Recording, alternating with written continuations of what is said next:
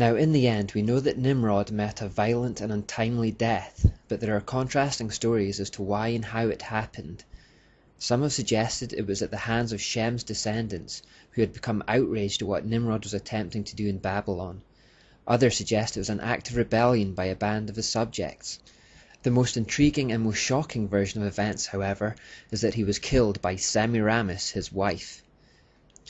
Nimrod was by all accounts a brilliant tactician, but it seems he made a fatal flaw in allowing Semiramis to retain control over the religion, because it was the religion that was the true source of power behind his rule.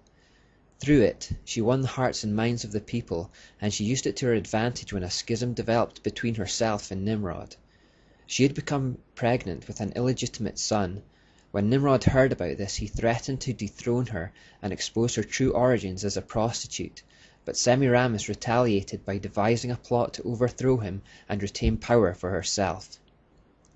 The story goes that she had the priests kill him on her behalf at an annual New Year feast.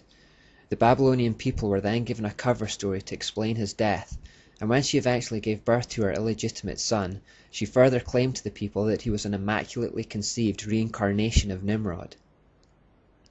She called him Tammuz, and presented him as the seed of the woman mentioned back in Genesis 3, the Messiah. We know that this verse really refers to Jesus Christ, and so Tammuz was the first Christ imposture, the first Antichrist. Semiramis's rule in the aftermath of this event appeared to be rather shaky, and because of the increased threat to her safety, she took to building walls, towers, and gates around the city of Babylon to defend herself. She was actually the first to build fortifications of this type, and therefore became so associated with this concept that in later times she was often depicted with a crown of turrets. To secure her position, she increasingly emphasized her position as the Mother of God and the Queen of Heaven. In other words, she continued to use religious motivation to keep power. As Tammuz grew up and reached maturity, he began demanding to be installed as the new king. Not only did Semiramis refuse this, but seeing that he was becoming a threat to her rule, concocted a plan to have him disposed of in the same manner she disposed of Nimrod. Tammuz, however, caught wind of her scheme and ran her through with a sword before she had the chance to implement it. He then purged the priesthood of all who wouldn't swear allegiance to him to consolidate his position within the religion. This ended Semiramis's 102-year rule. It did not, however, end her relevance. After death, Nimrod continued to be worshipped as the sun god. After Semiramis's death, she continued to be worshipped as the moon goddess, and they continued to be represented by the leading lights of the sky. Semiramis, also known as the Great Mother, Divine Mother, Virgin Mother, etc., would often be depicted standing on a crescent moon with stars encircling her head. Both Nimrod and Semiramis were also given new names in their post-life godly form. Nimrod was confirmed by the priest of the religion as a god called Marduk, and Semiramis was confirmed as a goddess called Astarte. These names, however, were never revealed to the masses, but instead their attributes were set forth under pseudonyms of various gods constructed for the public interest. For example, in Christian terms, we can call God Jehovah Jireh, meaning the Lord who provides, or Jehovah Nissi, which means the Lord is my banner, but we know these different names refer to the same God. In Babylon, however, these different names, which represented different parts of Nimrod's and Semiramis's character, morphed into separate entities altogether, and polytheism, multiple god worship, was truly born.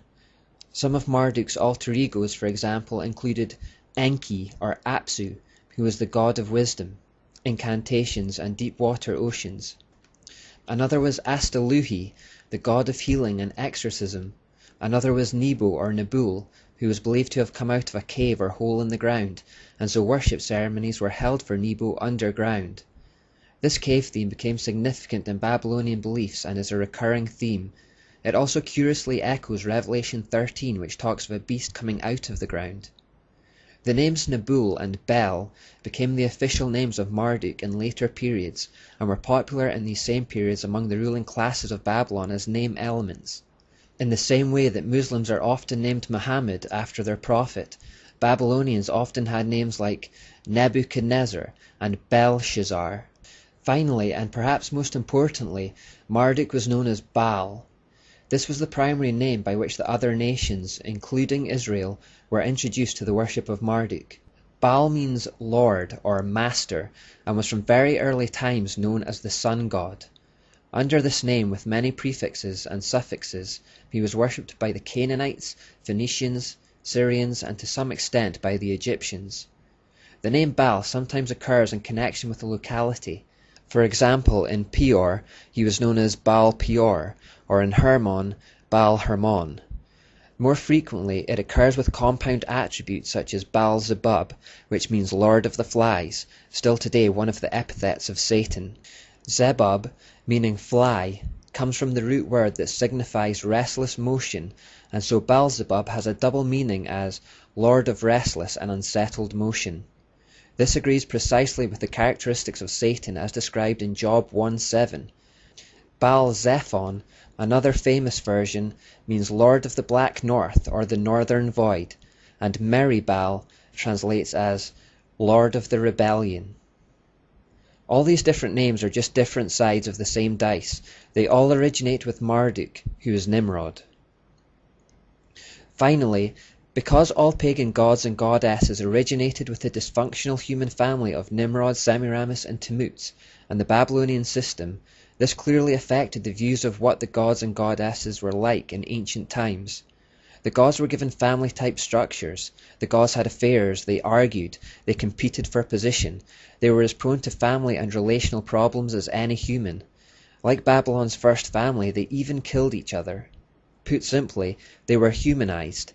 The Babylonian religion developed in such a way that men began to envision their gods in conformity with the image of man. The gods of the Babylonians were not only understood to interact with each other and operate their affairs as humans do, but they also behaved like humans or worse. As one modern poet wrote, "The more the gods become like men, the easier it is for men to believe the gods. When both have only human appetites, then rogues may worship rogues."